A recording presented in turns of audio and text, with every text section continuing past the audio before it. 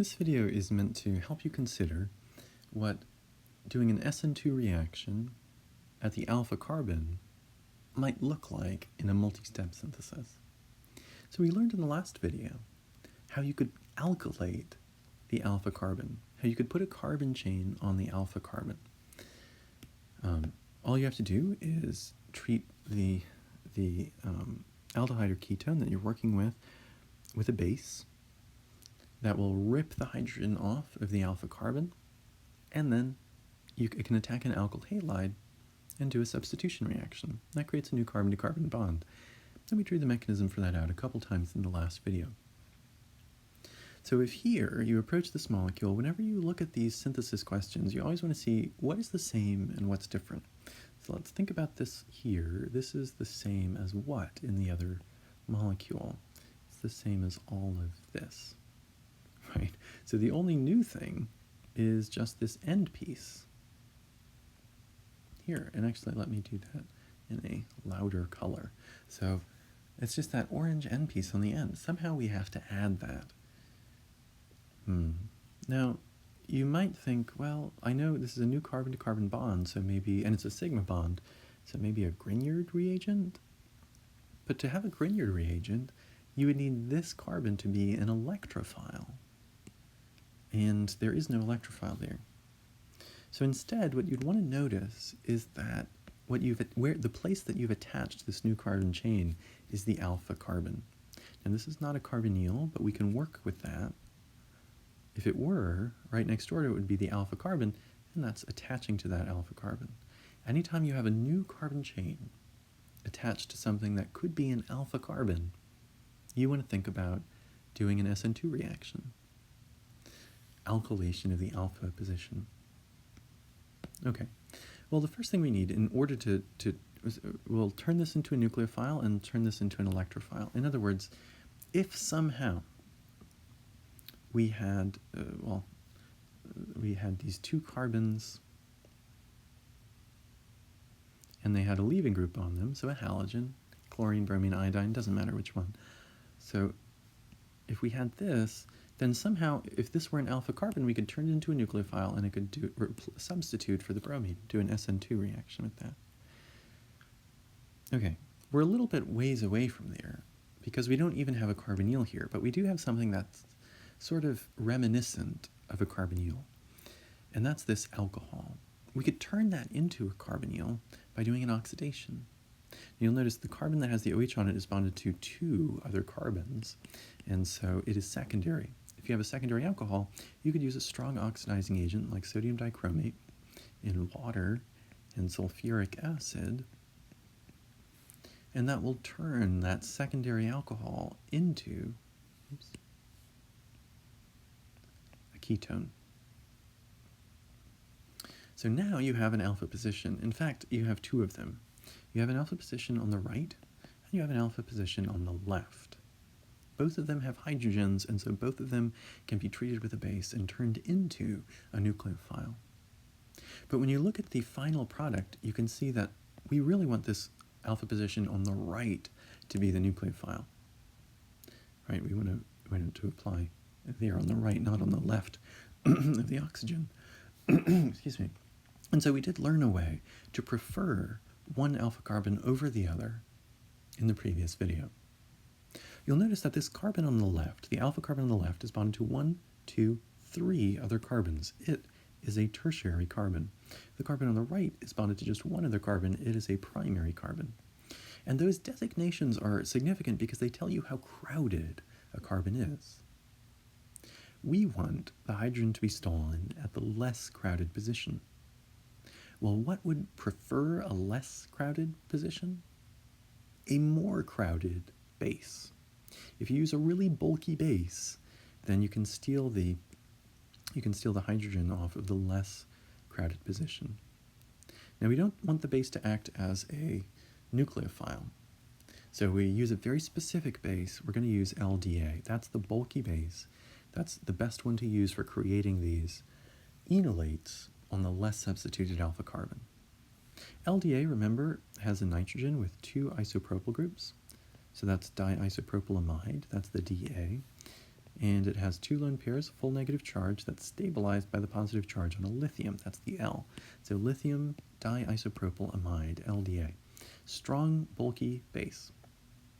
Well, the lithium goes off, lives its own best life. The diisopropyl amide can swoop in. It's too bulky to reach this tertiary alpha hydrogen, but it can steal the other one. The electrons would snap back onto that primary carbon, and what we'd get after that LDA, so here, LDA, what we'd get after that is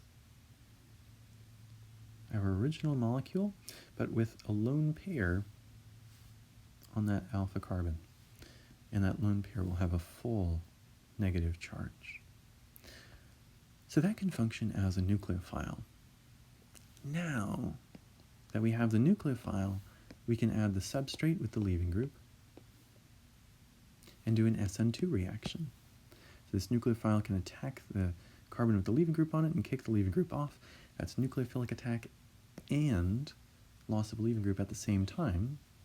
Classic steps for an SN2 reaction. So we have our original molecule, but on that alpha carbon, we're going to add two more carbons, so 1 and 2. That's going to be 1 and 2.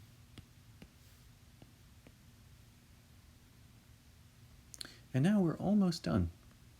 We've created this carbon chain exactly as they have it. All we have to do is change the carbonyl into an OH. So if you compare, the one difference is you have the OH here, you have the carbonyl.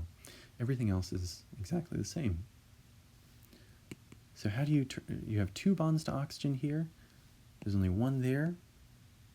That's reduction. When the number of bonds to oxygen goes down, when the number of bonds to oxygen are reduced, you do a reduction. And so the way you can do a reduction is you can treat this with a strong reducing agent like lithium aluminum hydride. And then that will, the hydrogen in lithium aluminum hydride will function as a nucleophile.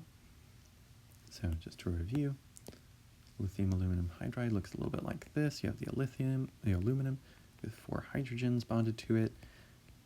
The hydrogens are not especially electronegative, but aluminum is a metal, so it gives them electron density. They become nucleophilic. That whole thing has a negative charge, and so it's stabilized by a positive lithium. The hydrogen can act as a nucleophile to attack the carbonyl carbon, which is an electrophile, kick the pi bonds up, and you would have, after the lithium aluminum hydride, you would have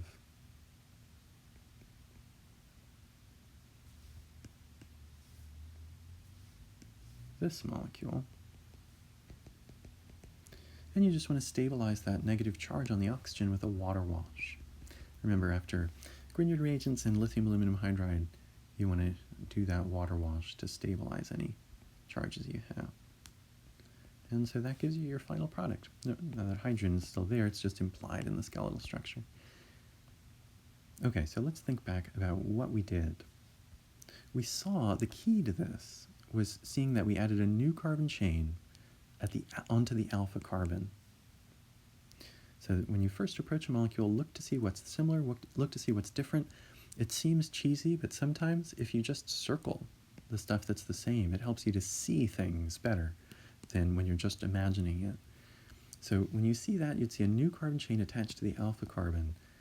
And now, from now on, you want to think, okay, I can add carbon chains to the alpha carbon by doing an SN2 reaction using an enolate. First, I need the carbonyl, because that's what's going to stabilize the enolate once it forms through resonance. Then I have to think about which alpha hydrogen I want to steal. To prefer the less crowded one, I use a bulky base like LDA. If I wanted to use the more crowded one, I would use a skinny base like sodium hydride. We used the bulky base, turned the less substituted alpha carbon into a nucleophile, did the substitution reaction. That gave us our carbon chain. Then we just had to do reduction to turn the carbonyl into an alcohol. So we treated it first with lithium aluminum hydride and then with water. So all together, the recipe here would be oxidizing agent, sodium dichromate, in water and sulfuric acid, that gives us the carbonyl. Then we treated it with lithium diisopropylamide, LDA, that ripped off the alpha hydrogen of the less substituted alpha carbon. That gave us the enolate. Once we had the enolate, we treated it with an alkyl halide, and the alkyl halide had as many carbons as we wanted to add onto our original carbon chain, onto the alpha carbon. So that was bromoethane. Then we had the carbon chain right. We just had to reduce the ketone to an alcohol. That took 2 steps. The first step was using lithium aluminum hydride, and then stabilizing the negative charge on the oxygen that results from that with a water. So, altogether, this would be our recipe for this transformation. You can see that the bread and butter of this, the real meat of this reaction, is this middle step, where you create a nucleophile out of the alpha carbon and you do an SN2 reaction. And then that's just bordered by an oxidation and a reduction at the end. Oxidation to make the alpha carbon potentially nucleophilic, and reduction to get back the OH that we want. But the key thing here to see was that we added a carbon onto the alpha carbon, we added a carbon chain onto the alpha carbon of a molecule, and that you can do that by turning that alpha carbon into a nucleophile and adding an alkyl halide to do an SN2 reaction.